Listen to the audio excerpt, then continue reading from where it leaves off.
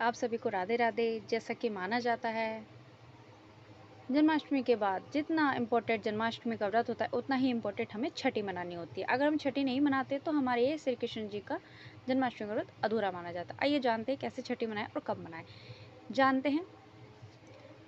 आइए जानते हैं छठी कब है।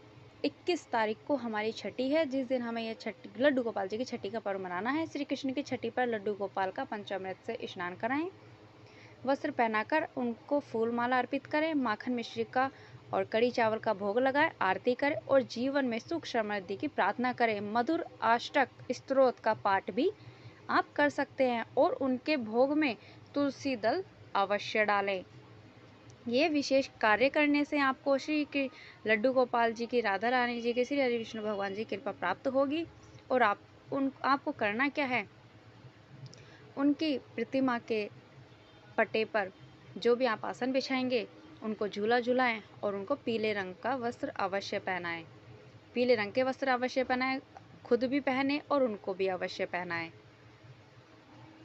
आइए जानते हैं पूजा विधि कैसे करनी है। ब्रह्म मुहूर्त में उठकर स्नान करें, लड्डू गोपाल जी को चौकी पर विराजमान करें, पंचामृत से स्नान कराएं, उन्हें नए वस्त्र अवश्य पहनाएं और सुंदर श्रृंगार करें।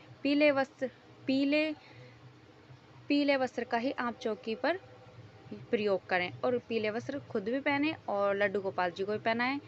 आइए भोग में हम क्या क्या अर्पित कर सकते हैं। लड्डू गोपाल जी को माखन मिश्री, कड़ी चावल और ऋतु फल का भोग लगाएं। भोग में तुलसी दल अवश्य शामिल करें, क्योंकि तुलसी के बिना कान्हा को भोग लगाना पूरा नहीं माना जाता। उनकी आरती करें, दीपक जलाएं, लड्डू गोपाल की आरती करें, मधुर अष्टक स्तोत्र का भी आप अवश्य पाठ करें। इससे हमारे घर में सुख समृद्धि आती है। प्रभु से प्रार्थना करें सुख समृद्धि के वृद्ध और परिवार कृपा बनाए रखे, यह कामना आप करें। भोग लगाने के बाद आपको प्रसाद वितरण कर देना है। छठी के दिन लड्डू गोपाल जी को झूला झुलाना अवश्य माना जाता है, यह बहुत शुभ माना जाता है। कुछ विशेष उपाय। लड्डू गोपाल के नाम से दान में पैसे देकर या उन्हें न्यौछावर करके उन पैसों को उनका कोई सामान खरीदकर घर में रखना चाहिए। ऐसा करने से घर में बरकत रहती है। इस दिन छठी माई का ध्यान भी करना चाहिए और उनके नाम से कुछ दान अवश्य करना चाहिए। राधे राधे। जय श्री कृष्णा। राधे राधे कमेंट में लिखना ना भूलें।